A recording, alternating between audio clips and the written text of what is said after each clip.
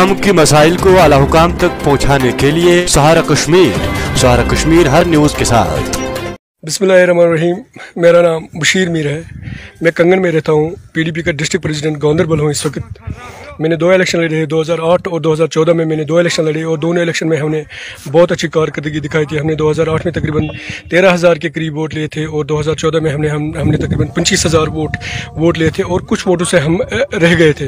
लेकिन बदनसीबी है जो आज यहाँ सुनने में आया है कि कंगन जो है ये एस टी रिजर्व की गई है। इसके बावजूद कि अगर आप 2011 की सेंसस देखोगे उसमें ये दिखाया गया है कि जो कंगन की टोटल एस टी पॉपुलेशन से वो 27% के करीब है और जो बाकी 73% से वो OBC यानी कि कश्मीरी लोग यहाँ पर जो रहने वाले लोग हैं।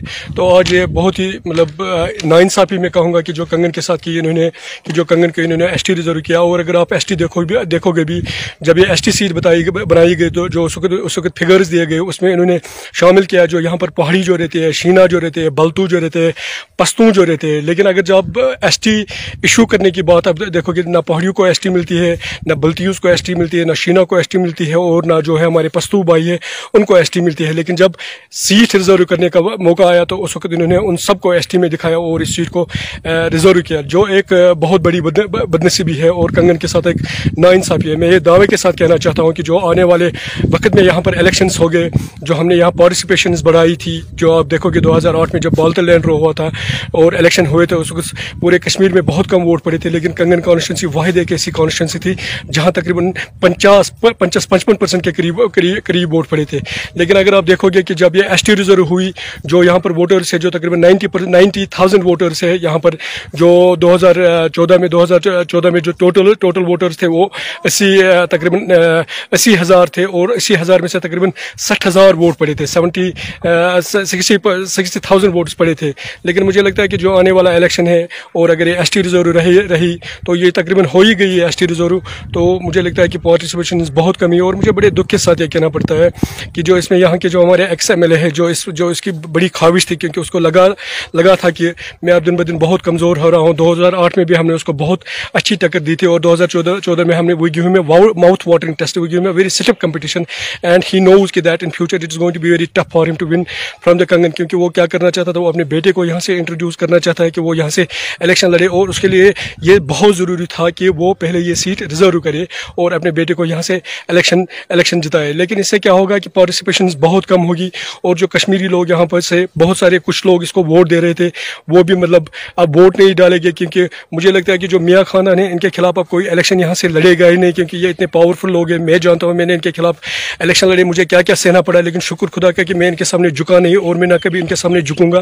तो बहुत सारा मतलब नुकसान भी उठाना पड़ा, लेकिन मैं झुकाना और तैयार था। मैं जो आने वाला इलेक्शन था I was preparing myself कि that I would contest and I would give them very stiff competition. लेकिन बदनसीबी यह है कि जो हमारा मियाँ खानदान जो इनका रोल एक रहा कि 2019 में जब यहाँ एबॉरिगेशन ऑफ आर्टिकल 370 और 35A हुई, उसमें भी उनका बहुत अच्छा रोल रहा वो आपको अच्छी तरह पता है कि जबकि सारे जम्मू कश्मीर के जितने भी लीडर्स थे वो बंद थे, संतूर होटल में थे।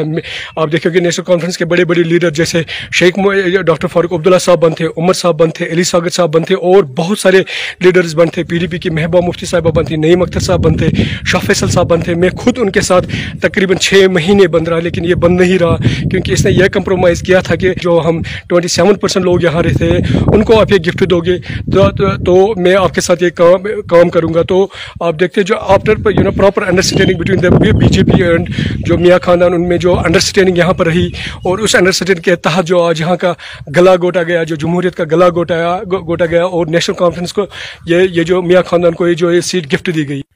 आप हमें ये गिफ्ट दोगे जो हम यहाँ 27% जो लोग रहते हैं, जो यहाँ के 70% लोग हैं, उन पर हुकूमत करेंगे जो है पिछले कई सालों से करते आए। लेकिन अपोजिशन उन्होंने बहुत अच्छी स्ट्रांग रखी थी, जिसके बदौलत ये मजबूर होकर यहाँ के जो कश्मीरी लोग थे उनका भी इसको सुनना पड़ता था कि उसको पता था कि यहाँ अपोजिशन है। अगर जो ये नॉन ST वोटर से कभी मेरे खिलाफ हो गए तो मैं यहाँ से हार जाऊँगा और इस साल इंशाल्लाह इसको हारना ही था। लेकिन उसका बड़ी अच्छी तरह इसने बदला ले लिया कि इसने अंडरस्टैंडिंग BJP के साथ बढ़ाई, सेंटर के साथ अंडरस्टैंडिंग बढ़ाई और जो जमहूरी तरीके से से जो हमसे ये हक छीना गया कि जो यहाँ पर नॉन एसटी वोटर्स है, जैसे कश्मीरी है, बल्ती है, शीना है, पस्तू है, उनसे ये हक छीना गया। और ये एक पर्टिकुलर जो है एक एसटी जो रिजर्व कैटेगरी है, उनको ये हक दिया गया कि आने वाले वक्त में खाली वो यहाँ से वोट दे और खाली वो यहाँ से इलेक्शन लड़े। और अगर आपने देखा होगा जो DDC इलेक्शन हुए उसमें भी उसने क्या किया, इसने एक बहुत अच्छा रोल उसमें एक किया था अपने लिए कि जो हमारा गोंड तहसील है, जहाँ तकरीबन टोटल जो है 17% जो है 17% जो है एसटी वोटर्स है according to the census of 2011।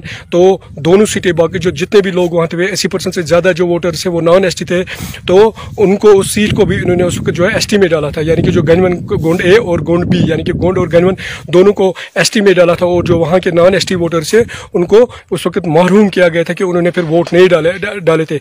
इसी तरह इन्होंने कंगन में भी किया। कंगन ए जो है, कंगन बी जो है, जिसमें बहुत सारे नॉन एसटी वोटर्स रहे थे, उसको भी इन्होंने एसटी रिजर्व किया। और जो आज इनकी एक बहुत बड़ी ख्वाहिश थी वो ये ख्वाहिश थी कि जो ये कंगन कॉन्स्टिट्यूंसी सीट जो है इसको हमेशा के लिए जो हम एसटी रिजर्व करें, ताकि जो ये खानदान जो है ये हमेशा यहाँ इलेक्शन लड़े।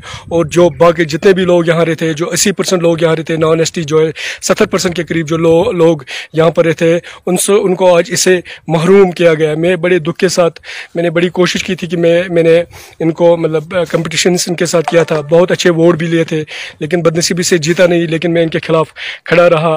तो आने वाले वक्त में क्या खुदा ही बेहतर जाने कि अब क्या होगा, अब कौन यहाँ से इलेक्शन लड़ेगा, कि क्या मियाँ खानदान के खिलाफ कोई इलेक्शन लड़ेगा या नहीं लड़ेगा। क्योंकि आप मैंने बताया है कि ये बहुत बड़े पावरफुल लोग हैं और एसटी में से मुझे लगता है कि बहुत मुश्किल है कि इनके खिलाफ वोट लड़ा। मैं उन तमाम लोगों का भी शुक्रिया अदा करना चाहूँगा। मुझे नहीं कि पता कि अब यहाँ क्या होगा, क्योंकि बीजेपी का कोई भी जो फैसला आता है उस फैसले को वो बड़ी मुश्किल से वापस लेते हैं। तो मैं नहीं कह सकता हूँ कि यहाँ क्या होगा, लेकिन मैं कंगन के तमाम उन लोगों का, खासकर नौजवानों का मैं शुक्रिया अदा करना चाहूँगा जिन्होंने हमेशा मेरा साथ दिया। 2008 में मेरा साथ दिया, 2014 में मेरा साथ दिया, पार्लियामेंट इलेक्शन में मेरा साथ दिया, DDC इलेक्शन में मेरा साथ दिया, असेंबली इलेक्शन में हमेशा मेरा साथ दे दिया। उसके लिए जितने भी कंगन के लोग हैं, कंगन के नौजवान हैं, मैं उनका बहुत शुक्रिया अदा करना चाहूँगा। क्योंकि फ्यूचर में अब खुदा ही जाने कि क्या होगा, कि हम इलेक्शन लड़ पाए नहीं लड़ पाए, क्योंकि उसी के इलेक्शन के ज़रिए हम एक दूसरे के साथ जुड़े रहते थे। हमारी जो है मतलब काम एक साथ हुआ करता था, लेकिन बदनसीबी से आज हमसे यह हक भी छीना गया। तो बहुत बहुत शुक्रिया हिंदुस्तान की जमहूरियत को हमारी तरफ से सलाम।